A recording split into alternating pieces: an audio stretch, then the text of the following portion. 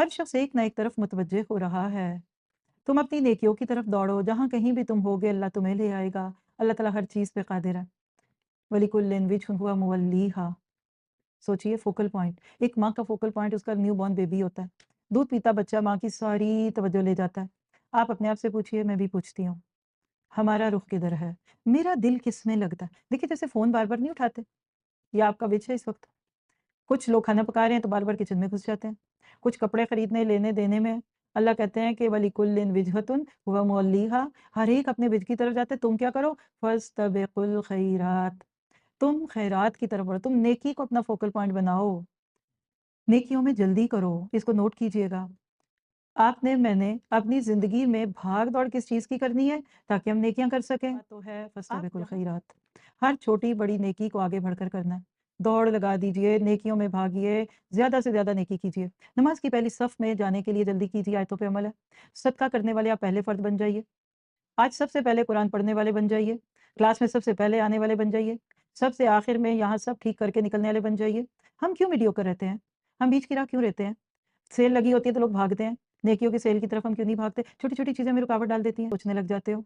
اپنے آپ کو دیکھو، اور اب بھی زدنی زکاۃ و علم و حکمہ، اللہ میری پاکیزگی، علم اور حکمت اور دانائی میں اضافہ کریں، یہ دعا مانگیں، اور اب بھی زدنی علما مانگیں۔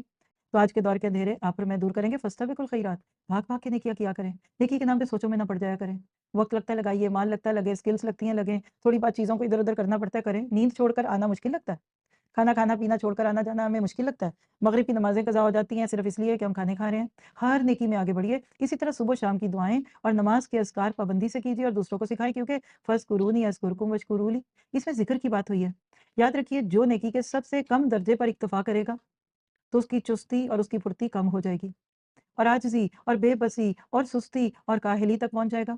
لیکن جو ہمیشہ نیک کاموں میں دوسروں سے آگے بڑھنے پر نفس کو مجبور کرے گا، خیر پر ثابت قدم رہے گا، اور رب کے ہاں اس کا مرتبہ بڑھتا جائے گا۔ فَاسْتَبِقُوا الْخَيْرَاتِ، آپ صبح بستر سے ہی نہ نکلیں، تھوڑا اور سو لوں، اور سو لوں۔ آپ سو رہے ہیں کہ آپ کو آرام ملے، آپ دیکھیں کہ زیادہ سونے سے سر میں درد شروع ہو جائے گی۔ 12 بجے تک جو بستر نہیں چھوڑے گا نا، اس کا باقی پورا دن سستی میں گزرے گا۔ اور اگر آپ فجر کے وقت تڑکے تڑکے اٹھ جاتے ہیں، فطرت کے ساتھ میچ کرتے ہیں، سورج چڑھتے ہی اٹھیں، آپ کام شروع کر لیں، تھوڑا سا کھا پی لیں، نیند بھاگ جاتی ہے، شوگر لیول ٹھیک ہوتا ہے، آپ کا سارا دن جوش میں نہیں۔ فَاسْتَبِقُوا الْخَيْرَاتِ، یہ دنیا کام کی جگہ، قبر آرام کی جگہ۔ نم کا نومۃ الروز، وقت کم ہے، مقابلہ سخت ہے۔ ہمارے سلف صالحین کو دیکھیں، ان کی زندگیاں کیوں توحید کا نور بڑھانے میں لگتی تھی؟ کیونکہ کام بہت باقی ہے، وقت فرصت کہاں، کام ابھی باقی ہے، دنیا میں بھی نور توحید کے تمام ابھی باقی ہے۔ آپ کے میرے چاروں تو گندگی پڑی اور ہم سو رہے ہوں، چین آتا ہے؟ تو کیا آپ کو مجھے گندگی نہیں دکھ رہی؟ اخلاق کی گندگی، کردار کی گندگی، توحید اور کی جگہ شرک ہے، سنت کی جگہ بدعت ہے، اور لوگ موجیں کر رہے ہیں اور آپ اور میں بیٹھے ہیں؟ نہیں۔ تو ضرورت ہے اس بات کی کہ بڑھ کر نیکیاں کریں تاکہ نیکیاں کرنی آسان ہو۔ اور یاد رکھیے جو رفتار ہماری دنیا میں نیکیوں کی ہوگی نا، وہی صراط مستقیم پہ چلتے ہوئے کل وہی جنت میں پہنچنے کی ہوگی۔ جو دنیا میں جلدی جلدی نیکیاں کر رہا ہے وہ قیامت کے دن جلدی سے جنت میں پہنچ جائے گا۔ تو لکھیے قرآن کی رہنمائی کیا ہے کہ مصیبتوں سے نجات کا سب سے اچھا ذریعہ صبر اور نماز ہے۔ جب کوئی تکلیف آئے نماز، جائے نماز بچھا ہی رہنے دیا کریں گھر میں، 2 نفل پڑھ لوں، اچھا ذرا سجدہ شکر کر لوں، اچھا استغفار کر لوں۔ تو غور و فکر کے گوشے کیا ہیں؟ فاستبقوا الخیرات، دنیا میں بھلائیوں اور نیکیوں میں سبقت کرنے والا آخرت میں جنت کی طرف بازی لے جائے گا۔ مخلوق میں سب سے زیادہ اونچا درجہ ان کا ہوگا جو دنیا میں نیکیوں میں آگے تھے۔ اور اس سے پتہ چلتا ہے کہ دین کے تمام اعمال میں فضیلت کا پہلو کیا ہے؟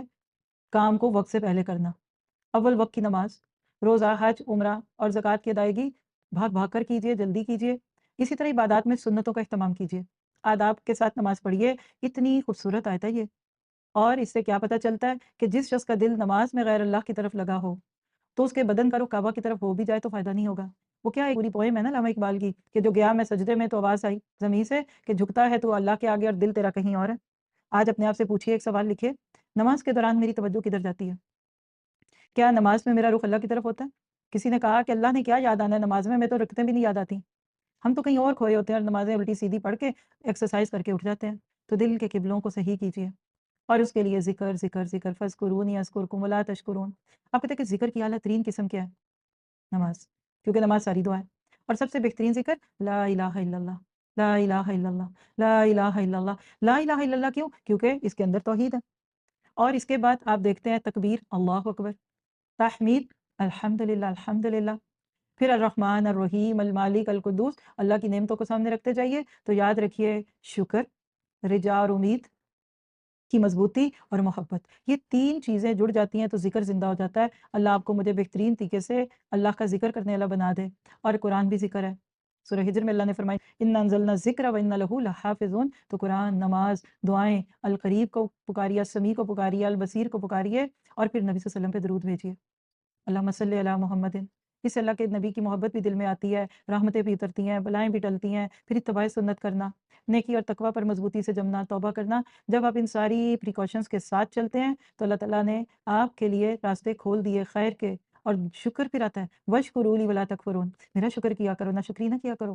وَاسْتَعِینُوا بِالصَّبْرِ وَالصَّلَاةِ، کیا پیارا دین ہے آپ کا۔